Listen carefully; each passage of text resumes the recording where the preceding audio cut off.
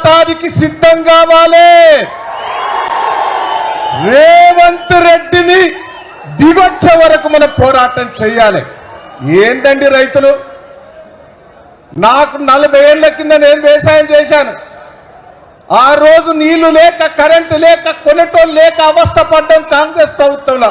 అవి గుర్తుకొస్తాను. ఇప్పుడు గుమ్ములలో పోసుకునేది ఒడ్లు మక్కలు. ఈ రోజు ఎంత గోసపడతాందయా.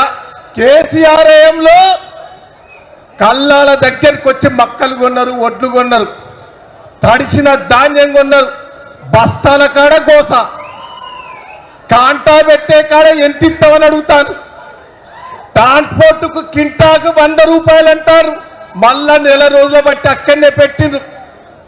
నెల రోజులాగా రైతులు కాపలా పడుతున్నారు. కేటీఆర్ గారు దయచేసి మా వరంగల్లో మీటింగ్ పెట్టడం మేము అదృష్టంగా భావిస్తున్నాం. మేము పోరాటానికి సిద్ధంగా ఉన్నాం. మా నియోజకవర్గ నాయకులందరూ 5 రోజుల బట్టి మీరు పిలిపిస్తే కల్లాల దగ్గర నుండి మేము ధర్నా చేశాం. మార్కెట్ యార్డ్ల దగ్గర మా నాయకులందరూ కూడా ధర్నా చేశారు.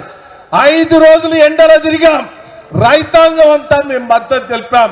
జిల్లా వ్యాప్తంగా కూడా ఇంత కదిలికి వచ్చింది. మీరు ఏ పిలిపించినా మేము సిద్ధంగా ఉన్నాం. నేను మంత్రులకు ఎమ్మెల్యేలకు ఒకటే ఛాలెంజ్ చేస్తున్నా. మీరు ఇక్కడ పెట్టి ఏదో మేళ పెడతాను. మేళ కాదు బిడ్డ, వరంగల్ మార్కెట్లో పెట్టు, లేకపోతే కల్లాల దగ్గరికి వచ్చి పెట్టు. ఉరికిచ్చి కొడతారు మీ ఎమ్మెల్యేలను మంత్రులను. ఇక్కడ మేళ చేసి డప్పులు కొట్టుడు కాదు. ఛాలెంజ్ చేస్తానా, దమ్ముంటే ఏ మార్కెట్కి వస్తావో మేము అందరం వచ్చినందుకు సిద్ధంగా ఉన్నాం. ఒక్క రైతు హ్యాపీగా ఉన్నదని చెప్తే ముక్కు నాలుగు రాస్తామని కూడా ఈ సందర్భంగా మీకు తెలియజేస్తున్నా. ఇప్పటికైనా సిగ్గు తెచ్చుకొని మక్కలు కానీ ఒట్లు కానీ, నువ్వు రైతు బంధు ఎగ్గొట్టావు, బోనస్ ఎగ్గొట్టావు, అన్ని ఎగ్గొట్టావు, దాన్ని ముచ్చట పక్కకు పెట్టు. మొదలు మక్కలు ఒట్లు కొనే ఏర్పాటు చెయ్యి.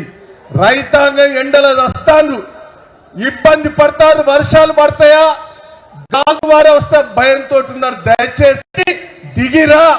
రేవంత్ రెడ్డి గారు దిగి రాకపోతే నా కేసీఆర్ గారే వరంగల్ వచ్చి దుమ్ము లేస్తాడని కూడా ఈ సందర్భంగా మీకు తెలియజేస్తున్నారు.